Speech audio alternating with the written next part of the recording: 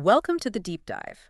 We take your stack of research, all those articles and papers, and we pull out the crucial insights you need to be well informed without all the information overload. And today, we are wading into, well, one of the most talked about topics in modern life. Yeah.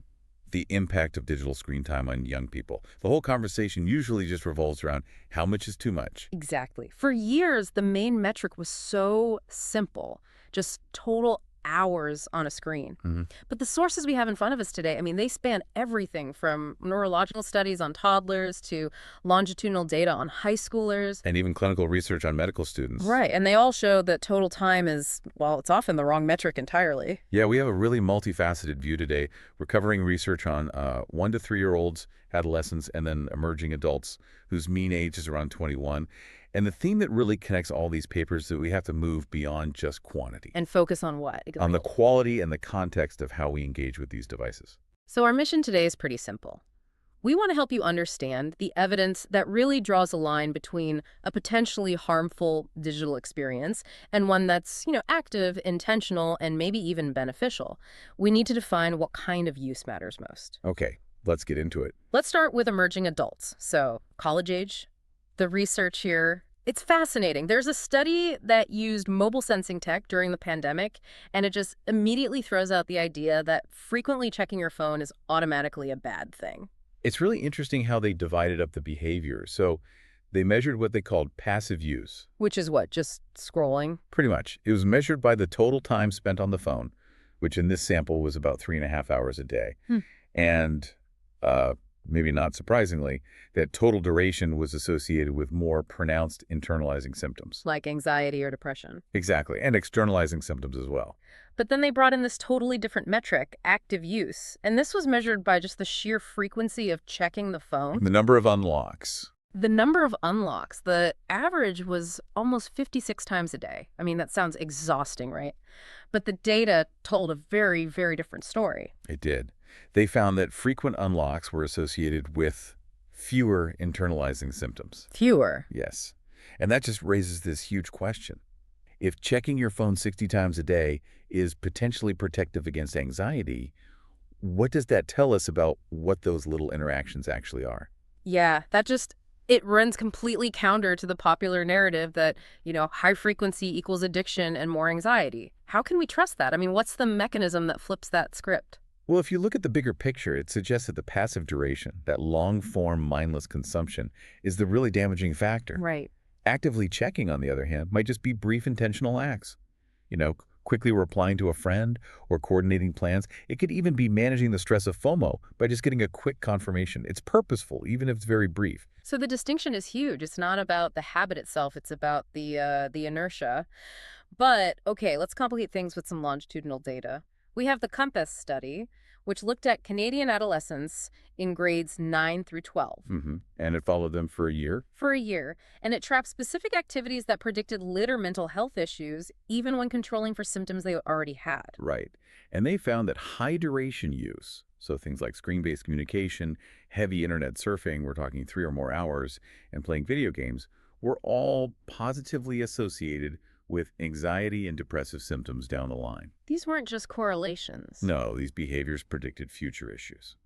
I thought the data point about just talking on the phone was particularly striking. 3 hours a day seems like a lot, but the relationship between that time and anxiety symptoms, it followed a very clear dose-response pattern. It did. A linear, measurable rise in anxiety risk based on the time spent on a call. It's pretty stark. And the sources also point out some sex differences in the data, right? Yes, and we have to acknowledge those. For instance, an increase in just watching television was associated with a later increase in anxiety symptoms, but for females only. And for males. For males, it was associated with subsequent depressive symptoms only.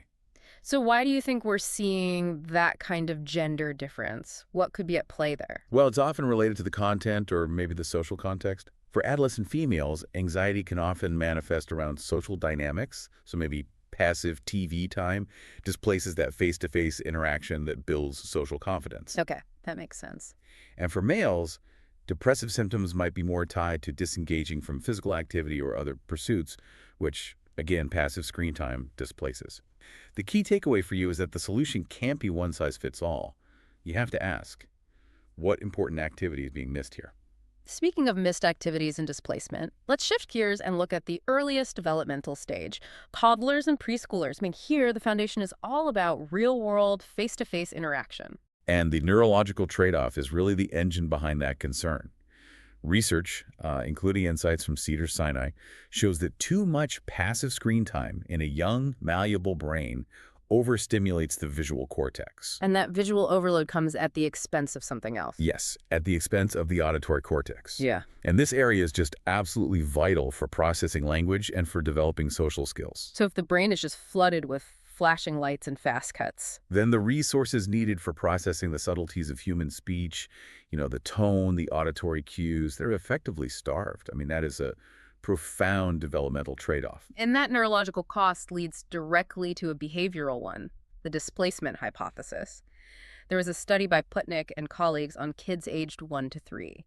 So what did screen time replace and what, surprisingly, did it not? Okay, so this is crucial. They found that higher screen time did not seem to displace time spent reading with an adult. So that suggests many parents are really protecting that reading time. That's good to hear. But the activity that took the hit was maybe the most important one at that age. Pure playtime. Right. Exactly. Yeah. Higher screen time directly displaced pure playtime.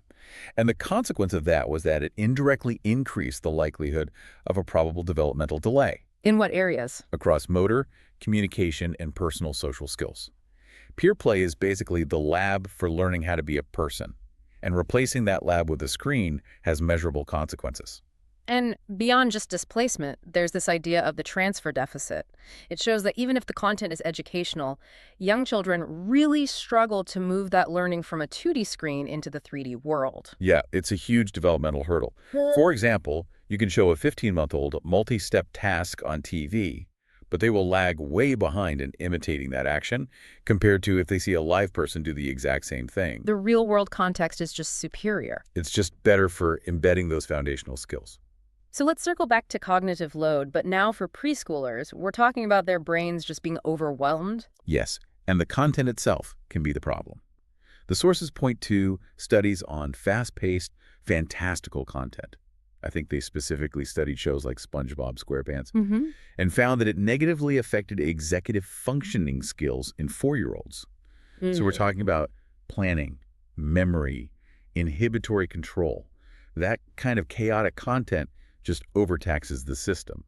And I'm sure every parent listening has been guilty of technoference. You look down at your phone for just a second. Suddenly your kid is acting out to get your attention. Exactly. Technoference is a serious issue because those little interruptions, they break the flow of parent-child interaction. Yeah. This loss of high-quality back-and-forth connection means the child isn't getting the modeling they need to develop self-regulation.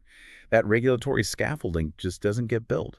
So the action plan here, it has to shift the whole conversation away from just time and toward quality, context, and the type of activity.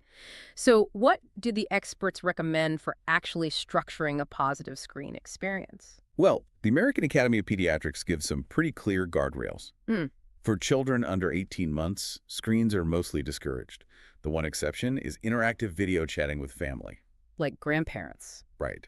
And then for ages 2 to 5, the recommendation is to limit that routine sedentary screen time to about 1 hour or less per day. And it has to be high-quality programming. And that high quality is defined by those 4 pillars, right? The acronym EAMS. Yes. Engaging, actively involved, meaningful, and social. And that social part seems to be the golden rule, especially for kids. It really is. When screens are being used, having an engaged adult there, co-viewing, commenting, that adult is the bridge. They help the child connect what they're seeing on the screen to real life, which is what actually builds those cognitive skills. Okay, so interactivity is key, but as we saw, even complex active engagement can be a problem if it imposes too much load. Let's go back to that medical student study, because I think it's a huge warning for anyone designing a learning tool. It's a perfect illustration of cognitive load theory. The researchers were looking at medical students learning complex stroke syndromes, and they manipulated how the students interacted with this digital module. And they tested everything from just, simple pause and play viewing. All the way up to this really complex, high-effort manipulation. They had students physically drag an embolus along a winding path of arteries to see the effect of the blockage. So very interactive. Extremely. It was classified as high behavioral and high cognitive interactivity. Yeah. But the results were totally counterintuitive. The students who had to do that complex manipulation actually performed worse on a later transfer task. Worse. So making it more interactive and hands-on actually hurt their learning. It did. It hurt their ability to generalize the knowledge. The effort required to just physically manipulate the interface to do the complicated dragging action, that became what we call extraneous cognitive load. So their brain power was going toward using the tool, not learning the concept. Precisely.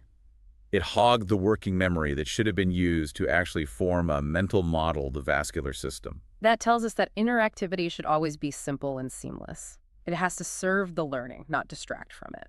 So what are the critical, practical takeaways for our listener here? The focus has to be on balanced usage. You have to protect the big three for brain function: sleep, nutrition, and physical activity. Digital tools should enhance learning, but they can't overwhelm the learner. We should always be asking, is this helping them think about the material or just work harder on the device?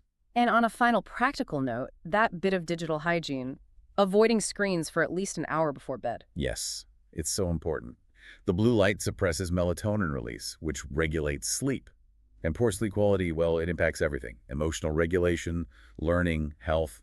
An hour of screen time before bed is enough to disrupt that whole vital recovery process. We've covered a lot of ground today, from college students managing stress with these little micro checks to toddlers needing real-world play.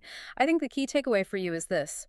The data really suggests there's a world of difference between passively consuming content Which we saw is associated with worse mental health and displacing crucial activities. and actively, intentionally engaging with it. Yeah, the core challenge remains: how do we design our lives and our tech to balance the opportunities of these tools with the very real, finite cognitive limits of the human brain? We need to be teaching intentionality and quality, not just shouting about reduction. And as we close, here's a final provocative thought for you to consider. If actively checking your phone frequently is associated with fewer internalizing symptoms in young adults, if it actually makes them feel less anxious, does our societal panic about the sheer frequency of phone use maybe miss the entire point? That seeking a momentary, active connection might sometimes be a necessary coping mechanism and not the source of the distress itself. Something to think about.